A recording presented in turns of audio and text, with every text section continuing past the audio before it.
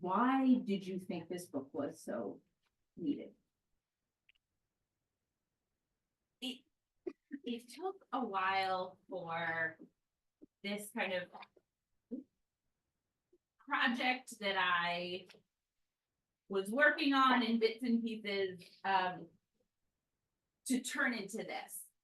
It started as a series of interviews with people from all parts of Ben's life, because I'm a researcher and that was what I knew how to do, was talk and interview people, and I wanted to collect those stories and memories, and I didn't really know what I was going to do with them. And first I put together a version of the book that was much more biographical and autobiographical, and his story and my story, and it wasn't right.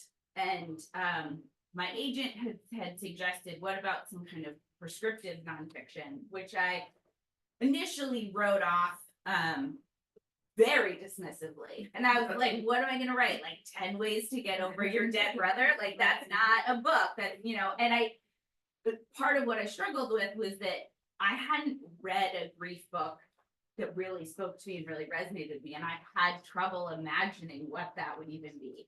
Yeah. And then I thought about it more and more. And the thing that I kept remembering was this feeling shortly after Ben had died, when I went to Barnes and Noble in Union Square. And, and I thought, this is the biggest bookstore, like there's gotta be something. And there was nothing. And You talked about this early on, and you told me that there were great books about pets. Yes, many on pets. And I even looked like in the index, because I was like, well, maybe one of these like general grief ones have stuff for siblings, and there was nothing. And I walked out of there, and this is perhaps is more about me, but I walked out of there thinking like, well, I guess I'm not supposed to grieve. If no one's written a book about it, then it's not a real problem, right? If I'm in this huge bookstore and all these books exist and nothing exists for this, then I guess this isn't really a thing, and I'm being dramatic and I'm being whatever. And so I was very quick to kind of diminish my own loss. And so, then 10 years later, 12 years later, talking about this book with my agent, and it just kept like a worm in the back of my brain, thinking, well, what if there was a book there? What would it have been, and what would it have said? And the more I thought about it, the more I realized that's the book that I want to write, is the book that I needed that I couldn't find. And I'm curious, when you thought about what are the things that you needed that you couldn't find, because there are many books about grief, and there are many books about grief in general, sort of grief as a general experience. And what I think is very special and unusual about this book, it is about a particular kind of loss, a very common but a very specific kind of loss. And I'm curious if there's one or two things that you said, I needed, this is a message that I needed, that people in this moment need, separate from the message they would need in a different kind of loss. Yeah, I think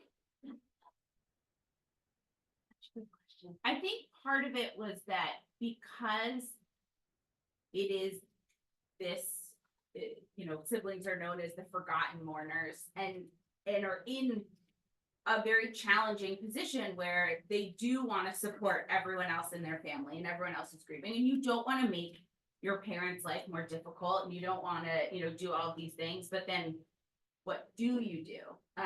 And there is a secondary loss, right? You don't not only lose your sibling, but you lose your nuclear family as you knew it is gone. And there are all of these, your parents can't parent you the same way they otherwise would have. And so there are all of these elements of sibling dynamics that make the loss so unique, because you don't have the same sources of support, especially obviously if your sibling was that source of support. And then I think another thing that's so unique about it is your siblings are your longest relationship. They start, you get to know them before you meet any kind of partner. And they typically are around past when your parents died. And so they're the only ones who witnessed your childhood. They're the only ones who fill in those gaps and understand not only who you are, but why you are and why you do that weird thing. And so losing that, you know, a lot of people I talked to spoke to this too, but like they start to question everything about their childhood because there's no one to validate your memories anymore, or no one to like remind you of things, right? Ben was 8 years older than me, so he remembered more of my childhood than I do, my early childhood. And so when that's gone, you don't really know what happened in that time, and you get so used to sharing memories with your siblings that I think is different if you're an only child, but you get used to sharing memories with your sibling. You kind of don't need to hold them all because you know they're holding some too, and then that's gone, and it's a piece of your childhood and your identity that you don't know how to recapture.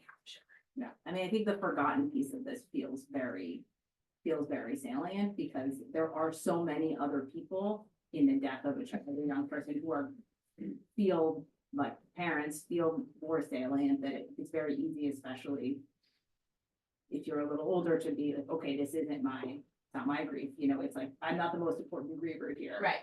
And then if you never take the time, you go to the Barnes and Noble and you're told, well, that's not, that's right, I shouldn't be the most important griever, I'm not important.